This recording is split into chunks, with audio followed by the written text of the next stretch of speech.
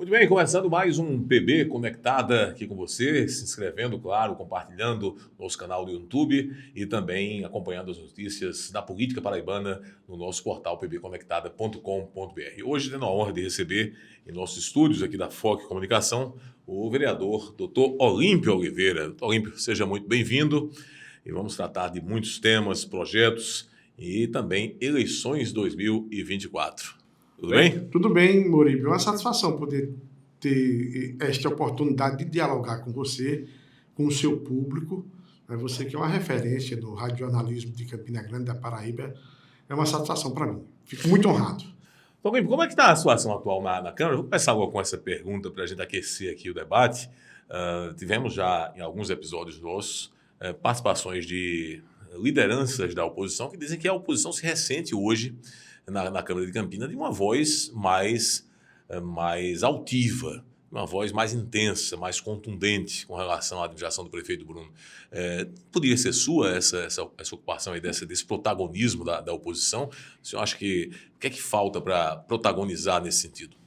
Olha, nós temos uma história da Câmara de Campina Grande, praticamente durante todo o tempo, nesses 5 mandatos que nós recebemos a confiança do povo de Campina Grande.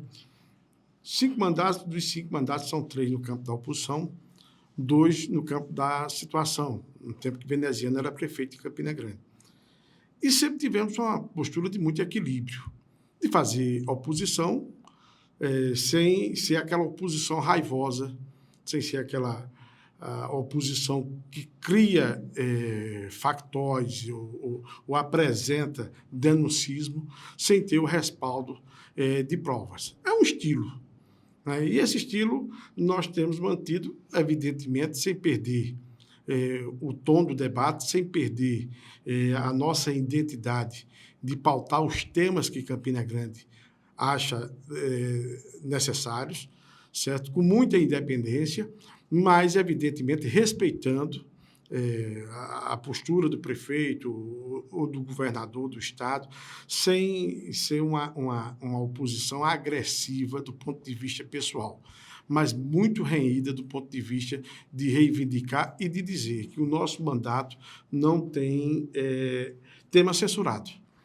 A propósito dessa sua história, da sua biografia, doutor Olímpio, o senhor diria que, em função dela, paradoxalmente, o fato do senhor não chegar à Assembleia com cerca de 10 mil votos em Campina, nas últimas eleições que disputou para deputado, em função dessa seriedade, conquistou esses votos e, ao mesmo tempo, dessa seriedade, não chegou lá por não fazer, digamos, o jogo da política da região, podia ter chegado se tivesse dado um passo a mais aceitando determinadas propostas? Seria isso? Muribe, eu tenho um jeito estranho de fazer política. Eu defini isso quando eu resolvi ingressar na vida pública como político. Tem 3 coisas inegociáveis na política para Olímpio Oliveira. Eu não prometo que eu não posso cumprir. Eu não quero agradar todo mundo. E no dia que eu tiver que pagar para permanecer na política, eu estou fora da política. Campina Grande sabe, eu nunca comprei um voto. Nunca comprei um voto. E se alguém se acha na condição de desmentir isso, se apresente. Então faz esse desafio. Faço. Porque sempre o meu trabalho foi focado, fundamentado na prestação de serviço. E já tive dificuldades imensas, inclusive com o nosso grupo de apoiadores, de dizer, se não for assim, não tem jeito. Eu digo, não tem jeito, então pronto, está com jeito dado. Eu não sou um cara que precisa do mandato para botar a minha feira dentro de casa. Eu sou um profissional, eu tenho uma carreira que ainda exerço com muita vontade, né? Então, no dia que não der certo aqui na atividade política, eu volto, né, permaneço na minha carreira como delegado de Polícia Civil com a maior honra e dormindo toda noite com a maior tranquilidade de que, ao tempo em que foi me dada a chance, eu cumpri as minhas obrigações da melhor forma possível. Então, é uma coisa muito clara, sabe, Muribe? Porque qual é a graça que tem você ser campeão de votos, sabendo que aqueles votos não foram dados conscientemente por conta do trabalho que você prestou? A avaliação que foi feita após você cumprir 4 anos de mandato. Qual é a graça que tem? você resolver a parada comprando lideranças, pagando isso, pagando aquilo. Qual é a graça que tem disso? Eu acredito que a grande graça que tem na política é você fazer um trabalho de forma a conquistar aliados, a conquistar pessoas que apoiam as ideias que você defende, pessoas que são gratas pelo serviço que você prestou durante o mandato, que precisaram do vereador numa ação e que, por exemplo, mesmo sendo vereador do campo da oposição, uma associação de catadores de materiais recicláveis entrou em contato comigo recentemente, enfrentando uma dificuldade porque teria que, para renovar o alvará, teria que pagar R$700 e não tinha condições. Eu disse, olha, vamos olhar, porque, ao que me consta no Código Tributário, se a associação é de utilidade pública, não deve pagar alvará. Fiz a pesquisa, encontrei a lei de utilidade pública, que sequer as mulheres muito humildes não sabiam que existia a lei de utilidade pública. O senhor agiu não com dinheiro, mas com a informação. Conseguimos destravar isso. Eu fui ontem, conversei com o secretário executivo das Finanças, mostrei a ele a cópia da lei de utilidade pública, da cooperativa de catadoras. Tu imagina a dificuldade que esse pessoal enfrenta, catando materiais recicláveis, para dividir entre elas uma renda, cada uma ela recebe R$600 por mês, trabalhando duro. Então, essas pessoas estão perdendo noite de sono porque teria que pagar R$700 e você vai e destrava. Isso, para mim, dá um regozijo que não tem preço. Então, são essas coisas que a gente vai construindo, e você constrói quando você tem empatia, quando você tem vontade de resolver, que, repito, não tem preço. É o que eu ganho com a política, é isso, essa satisfação. Certo? Te garanto, por isso, se hoje eu estivesse somente na atividade policial, eu estaria muito melhor. Eu estaria muito melhor. O que é que lhe faz seguir na política? Paixão. Eu sempre sonhei em ser vereador de Campina Grande. Sempre sonhei em ter um mandato político. E não executivo, mas no legislativo. Sempre sonhei com isso, desde menino. E ando contando essas histórias nas escolas de Campina Grande. Né? Levo o tamborete, que roubaram meu tamborete, mas já arranjei um semelhante, coloco lá. Eu subi em cima do tamborete da feira, fazendo discurso, pedindo votos, quando era menino. E alimentei isso, e aí eu digo nas escolas, mais jovens, né? Não é um sonho impossível, esse é o meu sonho. Esse é o limite que eu estabeleci para a minha vida. Você pode estabelecer ser um grande empresário, você pode estabelecer ter um doutorado, você pode estabelecer ter uma carreira mais promissora, mas eu estabeleci como meu limite esse, lá naquele tempo. E corri atrás, fiz o que tinha que fazer. Com 18 anos, Murilo, eu era presidente da Associação dos Feirantes, com 18 anos de idade. Então, esse tipo de coisa que você faz, por devotamento que você faz, porque você tem vocação, e não adianta você aqui, né? Não adianta você entrar na política se você não tem vocação. É um negócio chato. Tu imagina todo dia participar 3, 4 horas de uma sessão, só escutando discurso, não é para todo mundo, não. Participar de reuniões intermináveis, quando você leva 1 hora, 2 horas de chá de cadeira para ser recebido por uma autoridade, não é fácil. Então, se você não tiver vocação, né, não adianta entrar pensando que vai construir riqueza. Pode ter, e tem gente que constrói riqueza com política, mas não consegue dormir de noite. Eu dizia até um dia desse, com medo do japonês da Federal bater na porta. Né? Mas se for pelo caminho lícito, se for pelo caminho correto, é difícil de você construir riqueza, porque o dinheiro de político, ele é dinheiro de todos. O cidadão, ele não tem noção de que o político ele tem suas obrigações, tem os seus compromissos. E se você for dar sim a tudo que se apresenta, você fica sem fazer a feira de casa. E as demandas são grandes. A necessidade do povo é imensa. Tem muita gente passando fome numa cidade como Campina Grande. E muitas vezes não tem como você dar, não. Não é que você vai estar publicizando que hoje eu dei 10 cestas básicas, hoje eu comprei medicamento, mas você chega diante de uma... Você vai fazer uma visita a uma pessoa normal. A pessoa abre a geladeira e diz, olha o que a gente tem hoje aqui em casa. E você vai olhar assim e dizer, vou embora. Não, eu não sou desse tipo. Tem que resolver a situação. Mas muitas vezes tem que dizer não. Quando a gente não tem condição, E a pessoa tem... Esse saber dizer não, doutor Olímpio, resultou exatamente numa redução, o senhor corrige se eu estiver equivocado aqui, mas parece um seu histórico de qualificação do mandato, de busca daquele voto chamado qualificado, como a gente diz no jargão da política, de seriedade, conduta libada, enfim, de projetos muito focados na causa animal, enfim, no meio ambiente, na própria questão também do idoso, enfim, no geral. Todo esse seu trabalho lhe garantiu, até 2016, votações muito expressivas para vereador. Em 2020, houve um decréscimo. O senhor atribuiria a esse aprendizado em dizer não ou a cooptação dos seus adversários em cima do seu eleitorado? 2020 foi uma eleição totalmente atípica. Quem conhece o vereador Olímpio Oliveira sabe a forma do vereador Olímpio Oliveira fazer campanha. Eu praticamente não faço visitas durante a eleição, justamente para evitar... Vai para os semáforos. Vou para o semáforo. Você conhece. E como é que você vai para o semáforo de máscara? Entregar a prestação de contas quando toda a campanha da mídia era para você não tocar em nada, porque poderia estar contaminado com a Covid. Duas grandes dificuldades. Afora isso, aconteceu um fato político, né, que eu, tradicionalmente, sempre fui ligado ao MDB, e aconteceu um fato político, e também ligado a um grupo político aqui de Campina Grande, que eu não gostaria de dar holofote a esse tipo de coisa, mas o fato é que, em 2020, praticamente eu não consegui legenda para sair candidato. Praticamente, as portas do grupo que eu até então tinha uma história de compromisso, de fidelidade, na hora que você mais precisa, para ter uma acomodação partidária, essa acomodação partidária não aconteceu. Nem o MDB lhe deu agenda para 2020? O MDB não tinha grupo.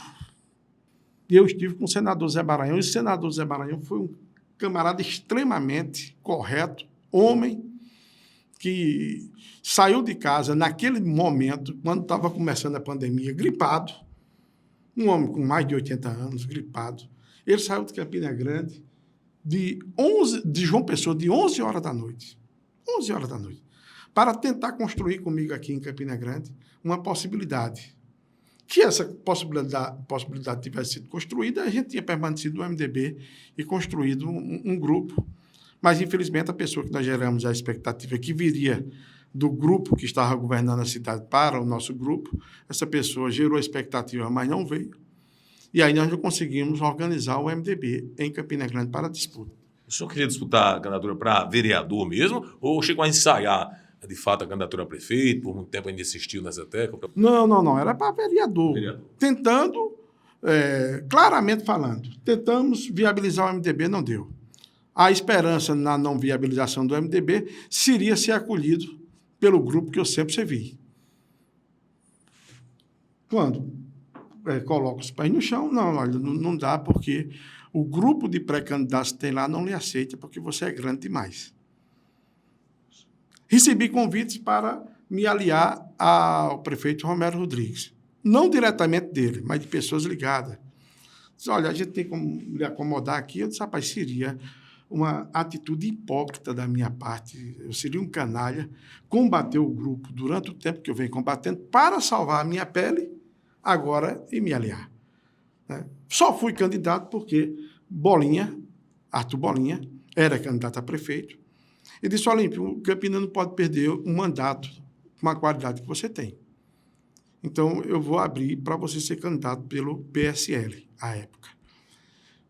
Correndo o risco, como de fato aconteceu, de alguns pré-candidatos a vereadores debandarem. Fui acolhido no PSL. A cidade não sabe... Foi muito mais, doutor, uma questão de sobrevivência política do que uma proximidade ideológica, identificação ideológica? É evidente que sim. Agora, a cidade não entendeu, porque eu também não expus as fraturas dessa minha trajetória e nem quero expor, e nem quero ir mais a fundo. Então, algumas pessoas dizem, mas esse cara sempre acompanhou... Se o senhor pudesse aprofundar, tinha muito a revelar. Mas isso não faz parte do meu caráter, da minha personalidade. Tem chefe político que adora isso.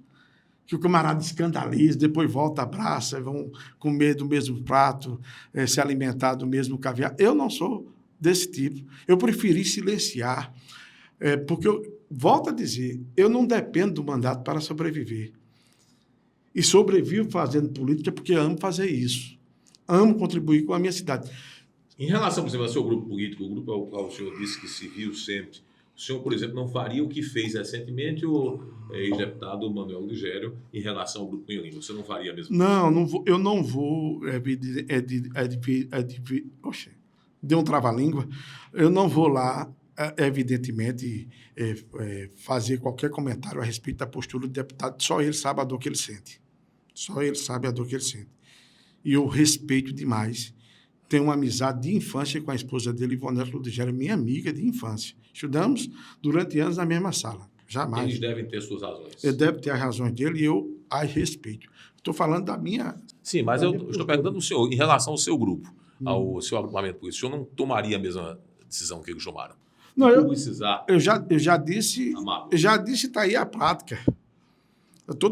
Talvez você seja o primeiro jornalista que eu trato a respeito. Você nem sabia dessa trajetória, porque eu resolvi silenciar. Porque isso é muito pequeno, é muito miúdo. Entendeu? Então, eu resolvi superar isso com trabalho. E, assim, nós tivemos perdas eleitorais? Tivemos. Porque as pessoas não entenderam. E pode até pensar que eu traí o grupo. Está todo tempo aqui e agora saiu. Né? As pessoas ficaram sem entender e eu não tive como dizer. Eu não queria revelar. Dizer, eu saí por conta que não tive apoio, não me acolheram e me deixaram à deriva. Eu não disse isso e nem diria. Eu prefiro pagar o preço do silêncio. Eu vou pagar o preço do silêncio.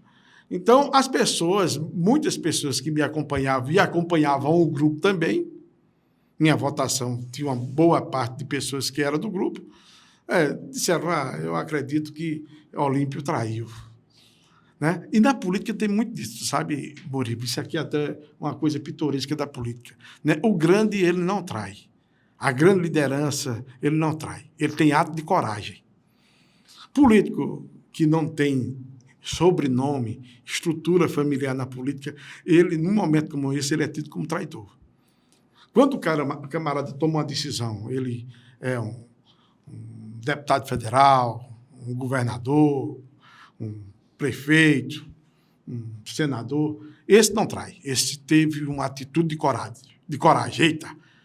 Ó, não traiu, rompeu. Rompeu, é corajoso. Aí é corajoso. Quando é um vereador que não tem nenhum sobrenome familiar, é um traidor. E eu sempre tive muito cuidado, né? Engoli muito sapo. É verdade que o traidor não tem perdão na política? O eleitorado não perdoa o traidor? A história mostra isso.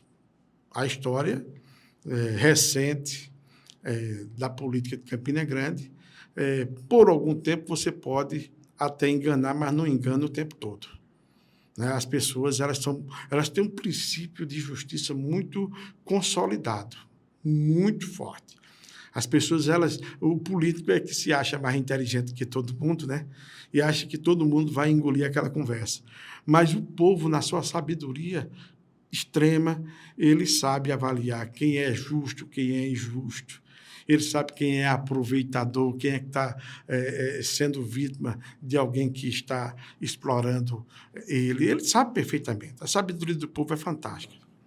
Doutor Olímpio, a gente está vivendo um movimento, eu diria até histórico, porque em 2004 nós tivemos aquela candidatura do então vereador veneziano Vital do Rego contra o grupo Cunha Lima, e onde o pai dele, Antônio Vital do Rego, se posicionou favorável ao candidato adversário, né, curiosamente. Mas não foi o grupo Vital do Rego que esteve aliado à família Cunha Lima. Esteve Vital do Rego lá isoladamente no palanque, onde estava inclusive a família Ribeiro também, no palanque de Rômulo Gouveia em 2004. Então, a gente poderia dizer que historicamente, nesses últimos 40, 50 anos, talvez seja a primeira vez em que a gente está assistindo o grupo Cunha Lima, agora oficialmente recebendo no seu palanque, já com cargos oficialmente publicados, a família veneziano Vital do Rego, esse o MDB. Essa movimentação toda para 2024, o que é que o senhor espera disso tudo, já que o senhor está numa posição hoje antagônica ao prefeito Bruno, já demonstrou aqui as suas insatisfações sem aprofundar mais, claro, a sua mágoa incontida em relação ao MDB, o partido que o senhor seguiu durante muito tempo. Como é que fica esse cenário para 2024? De que maneira o senhor, com a sua experiência, analisaria esse quadro para 2024? As oposições se fortalecem com essa nova configuração da composição Cunha Lima e Vital do Rego? Muribi, antes de tudo, só uma pequena observação. Não existe mágoa incontida, tudo superado, certo? Apenas relatei um fato histórico que aconteceu. Mas foi um desconforto, senhor. Evidentemente que um desconforto, mas sem jamais chegar. Hoje eu me relaciono bem com todo mundo. Com todo mundo. Não tenho nenhum problema de relacionamento. E assim, civil, essas adversidades, quando se apresentam na vida da gente, serve justamente para que você possa se fortalecer. Você só cresce na adversidade. E eu já fiz campanha vitoriosa de todo jeito. Eu já fiz campanha vitoriosa sendo governo, sendo oposição, certo? Eu me dou ao luxo de ser vereador e ter renovado o mandato, apesar com a votação menor, sem ter nenhum emprego do Estado, nem na prefeitura. Isso não é fácil, não. Você fazer política, a política que se faz hoje, sem você ter um vigia da prefeitura, sem você ter um prestador de serviço do governo do Estado, pagando esse preço para você ser independente, para você não ter pauta censurada, 1.500 votos, eles significam 15 mil votos, cara. Nessas condições, sem botar o bolso para tirar R$1 para dar a quem quer que seja, no período político, faço isso antes do período vedado, ajudo. Mas no período político, eu sou delegado de polícia, tenho que respeitar a lei. Mas voltando a essa questão, e me desculpe a franqueza, se é uma coisa que tem me constrangido muito, é a pauta de Campina Grande, essa pauta recente. Esse rame-rame político, que para a cidade não acrescenta nada. Fulano disse, Beltrano rechaçou, Beltrano vai, Beltrano fica. E a cidade padecendo há 2 anos e 7 meses, certo? Nós não temos nenhuma ação impactante na cidade, porque não se fala de outra coisa a não ser de reforma administrativa e pauta política em Campina Grande. E a cidade agonizando, esperando gestão. É preciso que se saia dessa pauta eminentemente política e, às vezes, beirando assim, a politicagem, saindo da pauta política e beirando até a politicagem, para que a gente entenda que existe uma cidade que clama, que agoniza na falta da assistência médica das unidades básicas de saúde, na indignação dos professores pela negação de direitos, na dificuldade que você tem de encontrar o que comer e onde dormir e onde ter um acolhimento numa cidade que até um tempo desse era uma cidade que tinha poucos moradores de rua. Hoje, em Campina Grande, os espaços públicos estão sendo privatizados para acolher pessoas que não têm um teto, para pessoas que estão desamparadas de todo tipo de assistência social. Vamos comparar aqui 2 gestões às quais o senhor fez oposição. Gestão de Bruno Cunha Lima, chegando ao seu 2º mandato, já vai concluir o seu 2º mandato ano que vem, e a gestão de 2 mandatos também de Romero Rodrigues Veiga. O senhor diria que qual dessas gestões chegou mais próximo do ideal, digamos, para o que o senhor espera para Campina? Que nota o senhor daria para cada uma dessas gestões? Eu tenho muito cuidado de dar nota, até mesmo porque é uma responsabilidade muito grande você estar avaliando, porque na hora que você está avaliando alguém com 7, 5, 10, é muito complicado. Eu vou dar uma nota musical, pode ser? Pode. Dó. Eu sinto dó de Campina Grande, compaixão de uma cidade como Campina Grande, que até hoje não se permitiu a ter um modelo... O senhor sente mais dó de quem desafinou mais no campo musical? Já que o senhor usou essa terminologia musical, quem desafinou mais, Bruno ou Romero? Seria justo eu avaliar um governo de 8 anos com um governo de 2 anos e 7 meses, que é muito pouco em relação a 8 anos. Né? Já começa uma injustiça na avaliação nesse ponto de vista. Campina Grande ela precisa um dia entender que precisa ter um governante que governe esta cidade sem estar incessantemente olhando a cadeira do governador. Você já percebeu que os últimos gestores que administraram Campina Grande, ele administra Campina Grande assim com a vontade danada de sentar na cadeira do governador. Quando você administra uma cidade do porte de Campina Grande dessa forma, você deixa de tomar as decisões importantes que a cidade reclama, porque você tem medo de se queimar politicamente. Então, primeira coisa que Campina Grande precisa entender é isso. Campina Grande precisa entender que a gente elege um prefeito para que ele trabalhe 4 anos de mandato. E não deixe para trabalhar de julho a junho do próximo ano. Campina Grande, ao longo da sua história, tem eleito prefeito que trabalha 1 ano dos 4 mandatos. Você passa 2 anos e meio fazendo perfumaria, fazendo o básico, mantendo o pagamento em dia, mantendo a cidade limpa, aí diz, pronto, agora falta 1 ano para que aconteça o período vedado de inauguração. Nesse ano, a gente vai começar. Agora esse canteiro de obras que o prefeito Bruno está anunciando para esse segundo semestre de Campina, para buscar a sua reeleição, eu até me expressei mal anteriormente sobre o segundo mandato de Bruno. Na verdade, a busca por esse segundo mandato. Não é o primeiro mandato do prefeito Bruno. Nesse canteiro de obras, o senhor acha que haverá tempo hábil para ele recuperar a popularidade, para chegar com musculatura em 2024? Não sei. Dependerá da capacidade de ele operar, o que ele está gerando expectativa. Ele está hoje nos cofres da prefeitura, no mínimo, com a Selby. Né? Se você se recordar no processo histórico, a Selby foi vendida por 90 milhões e Cássio fez uma intervenção muito importante com esses 90 milhões, principalmente na área central de Campina Grande.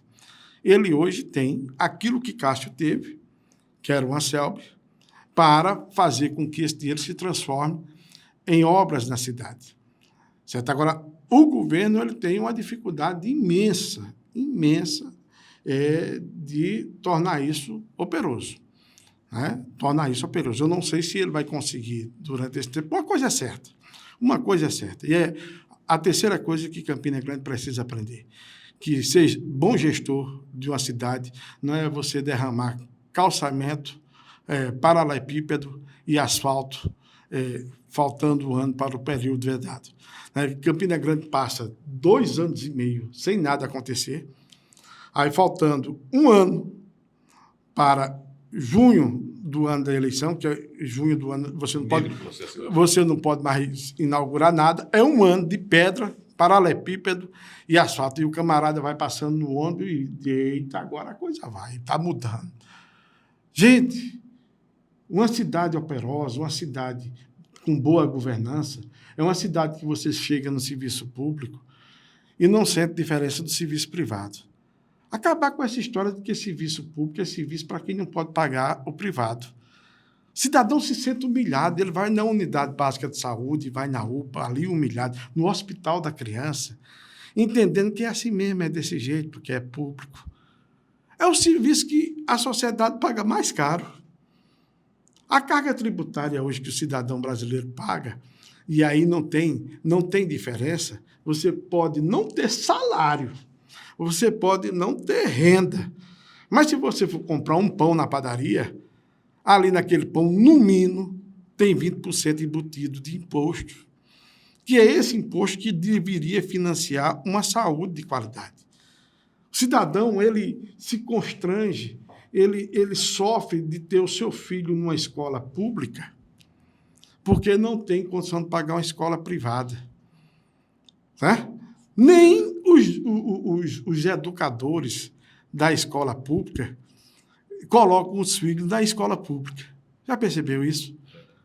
Então, essa história ela tem que mudar, porque tem lugares no Brasil que essa ordem ela é invertida. Tem lugar no Brasil que serviço público funciona e funciona bem. Serviço público não tem que ser serviço de quem não pode pagar o privado. É isso que eu tenho advogado há muito tempo. Então, ou Campina Grande muda essa mentalidade, outra mentalidade de Campina Grande tem que mudar.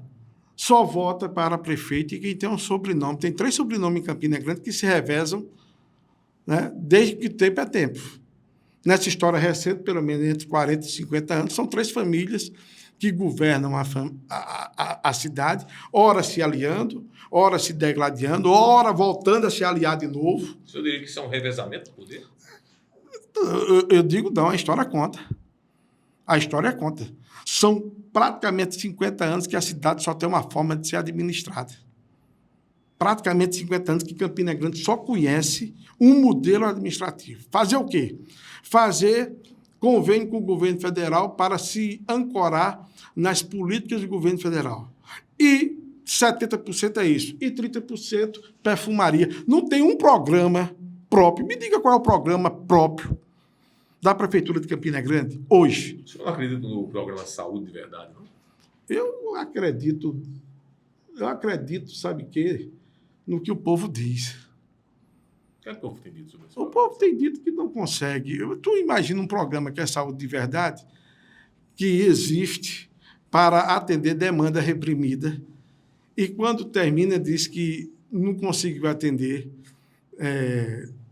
pelo menos 50% da demanda reprimida. Que saúde de verdade é essa?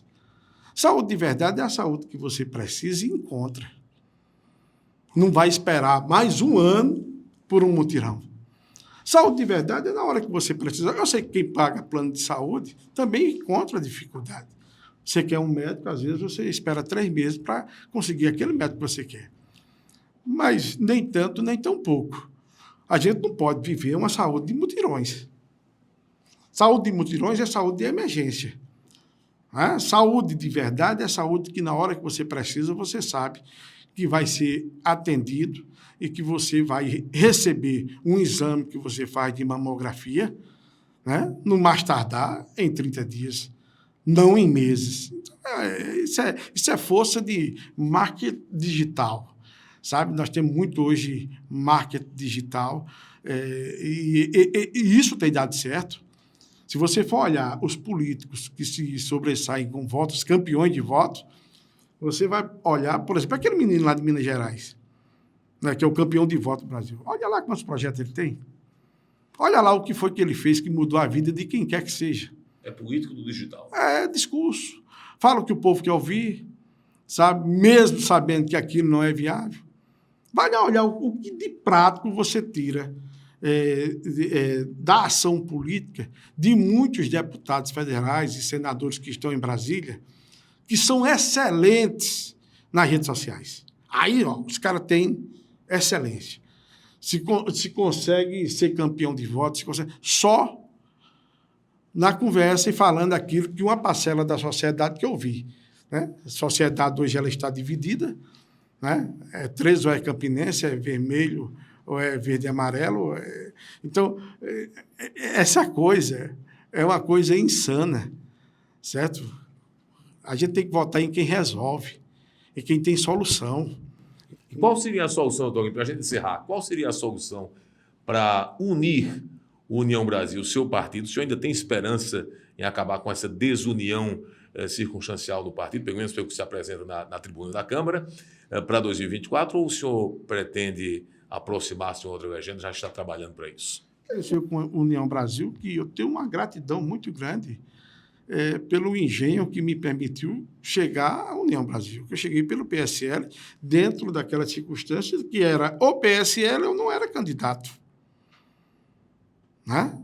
E eu gosto de participar da vida ativa e política da minha cidade. Eu não sou militante.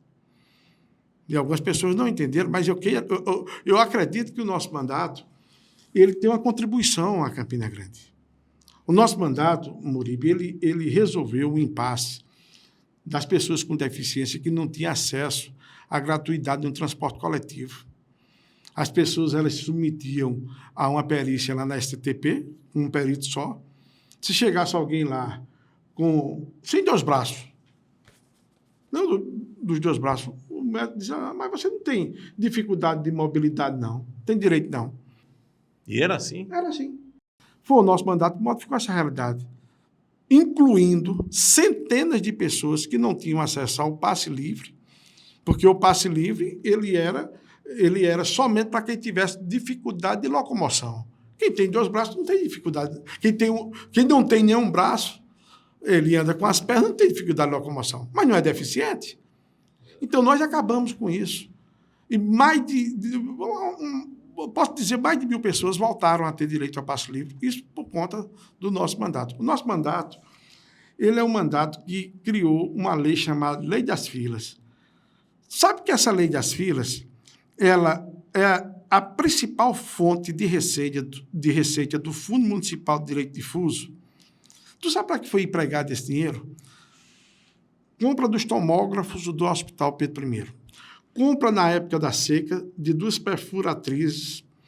Compra de material pesado com um caminhão para a limpeza urbana de Campina Grande. E, mais recentemente, o auxílio emergencial, que a Prefeitura de Campina Grande atendeu mais de 4.000 famílias, pagando R$ 800 a cada uma durante a pandemia.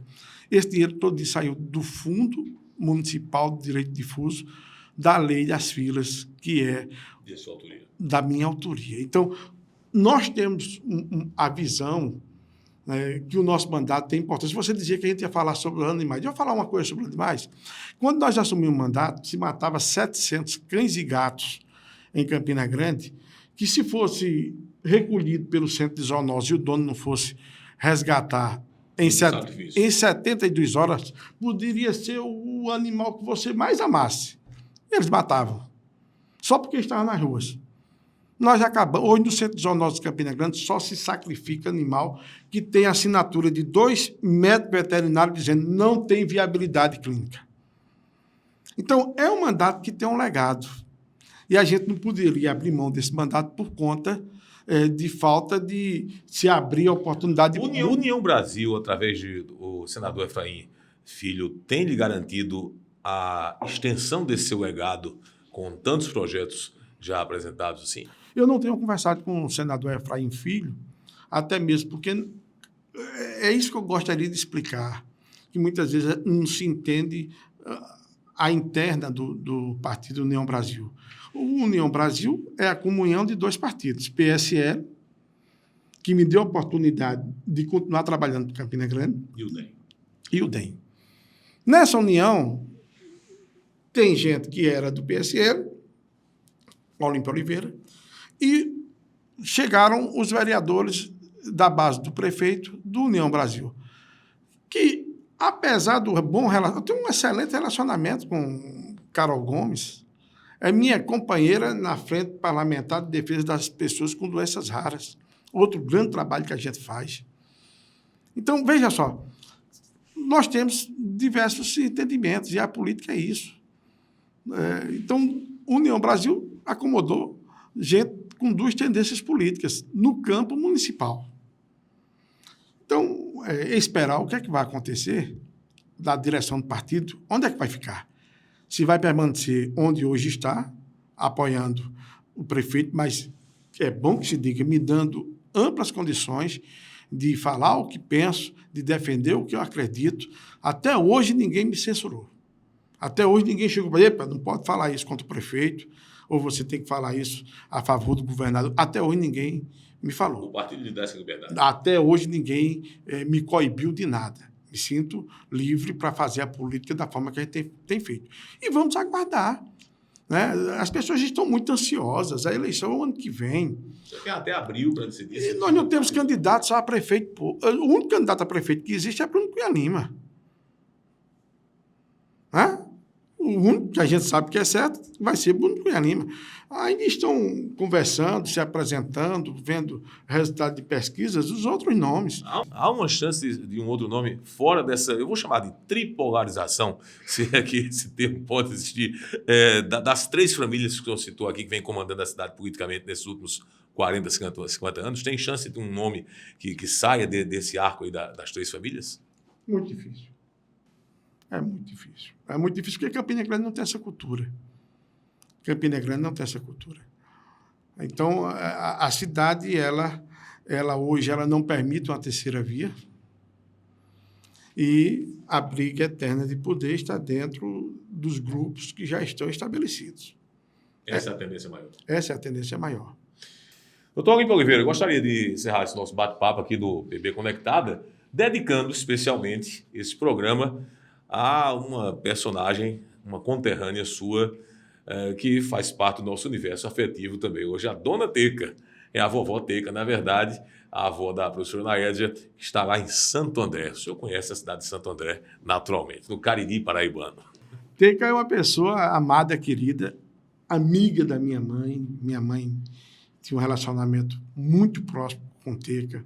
Meu pai é amigo de Zé Bolacha, o esposo de Teca. Eu, amigo do pai de Naédia, né, de Moura. Então, a minha infância, apesar de curta lá em Santo André, mas nós temos uma memória afetiva muito forte, porque quando adolescente, nas férias, as minhas férias eram em Santo André, e nas cheias dos rios, nas aventuras, entrando naquelas matas, e sempre estava na casa de Teca, na casa de Zé Bolacha, sempre fui muito bem acolhido, e ela sabe do carinho que nós temos, quando nos encontramos é uma festa, né? E Moura, o pai de Naédia, é um cara assim, que sempre foi uma referência assim, de bravura para mim, né? Ele tem um pouco de idade do que eu, mas na época, rapaz, a gente tinha um rio que a gente, antes de chegar em Santo André, esse rio dava uma cheia, lá a gente conhecia como a barragem dos Bilucas. Dava uma cheia, não passava carro. E Moura... Eu conseguia atravessar. Eu, Maguinho, tinha Malon, que é delegado de polícia também, meu amigo, que a gente ia para lá. Ele atravessava, não só eu, nem Malon, mas todo mundo que precisava atravessar de uma margem para o outro do rio, ele atravessava nado. Poxa. Cara valente, cara... Fazer uma pergunta. Edivan Pereira Leite foi um dos nomes que frequentou a política de Campinas, vereador, secretário, e voltou para ser prefeito de Boa Vista, se eu não estou enganado, né? O senhor não sonha em ser prefeito de Santo André, não? Não. Não. Tenho muito amor pela minha terra, mas assim... Mas é continuar sendo vereador em Campinas? Essas políticas... Lá em Santo André, a minha família é muito humilde. E em Santo André, como em todo canto, né, o poder... Ele é dividido entre as famílias mais aquinhoadas, né? Mas a família humilde do vereador Olímpio Oliveira, que mora em Santo André, permanece morando lá, é uma família muito honrada. O meu avô, Manuel Ananias, ele deixou esse legado para todos nós, de honestidade, e que foi o compromisso que eu tive com meu pai, até meu pai morrer. E hoje esse compromisso é renovado na figura da minha menina, Giovana, que é de nunca decepcionar nem meu pai, quando ele era vivo, e ele partiu sem nenhuma decepção do ponto de vista ético da minha parte, e hoje eu sou refém da avaliação de Giovana, que é minha filha, que eu espero partir sem deixar nenhuma mácula na minha trajetória, honrando o nome dela. Doutor Olímpio Oliveira, vereador de Campina Grande, homem do União Brasil, está aqui conosco no PB Conectada, deixando abraço e, claro, pedido para que você conecte-se cada vez mais com a gente. Inscreva-se no canal do YouTube. Um abraço, obrigado. Eu que agradeço a deferência desse convite. Você tirou o que ninguém tira de mim. Não sei como será a repercussão, mas fico muito honrado de poder participar desse bom diálogo contigo. Muito obrigado. Forte abraço.